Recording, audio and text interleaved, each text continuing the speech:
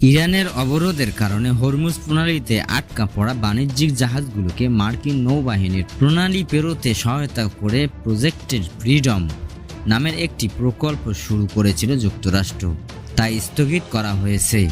President Donald Trump নিজেই এই তথ্য নিশ্চিত করেছেন। এই বিবৃতি স্বল্প সময়ের জন্য উল্লেখ করে গতকাল মঙ্গলবার নিজের সামাজিক যোগাযোগ মাধ্যম ট্রুথ সোশ্যালে পোস্ট করা এক বার্তায় ট্রাম্প বলেন, আমরা পারস্পরিকভাবে সম্মিলিত হয়েছি যে অবরোধ শুধুমাত্র কার্যকর থাকলেও চুক্তিটি চূড়ান্ত ও স্বাক্ষরিত হতে পারে কি না তা খতিয়ে দেখতে স্বল্প সময়ের জন্য প্রজেক্ট ফ্রিডম স্থগিত রাখা হবে। ট্রুথ সোশ্যালে পোস্টে ডোনাল্ড ট্রাম্প জানান, যুক্তরাষ্ট্র ইরান যুদ্ধের মধ্যস্থতাকারী দেশ পাকিস্তানের অনুরোধে প্রজেক্ট ফ্রিডম স্থগিত রাখার এই সিদ্ধান্ত নিয়েছেন তিনি। সেই সঙ্গে তিনি বলেছেন, প্রজেক্ট ফ্রিডম স্থগিত হলেও ইরানের বন্দরগুলোতে মার্কিন অবরোধ অব্যাহত থাকবে।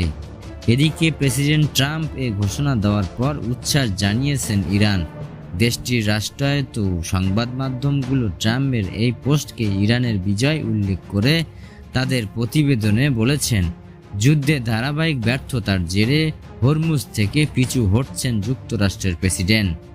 উল্লেখ্য, আরব উপমহাসাগর পারস্য উপমহাসাগরকে সংযুক্তকারী হরমুজ প্রণালী দিয়ে বিশ্বের 1/5 তেল, গ্যাস ও জ্বালানি পণ্য পরিবহন করা হয়। গত 28 ফেব্রুয়ারি ইরান যুক্তরাষ্ট্রের ইসরায়েলে যুদ্ধের শুরুর পর গুরুত্বপূর্ণ আন্তর্জাতিক বাণিজ্যিক জলপথ হরমুজ প্রণালীতে অবরোধ জারি করেন ইরান।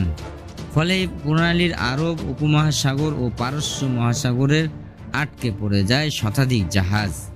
আটকে থাকা এসব জাহাজকে মার্কিন নৌবাহিনী প্রহরায় নিরাপদে হরমুজ প্রণালী পেরুতে সহায়তা করে গত 4 মে প্রজেক্ট ফ্রিডম নামের একটি নতুন প্রকল্পের ঘোষণা করেছিল প্রেসিডেন্ট ট্রাম্প, যা গতকাল স্থগিত করলেন তিনি।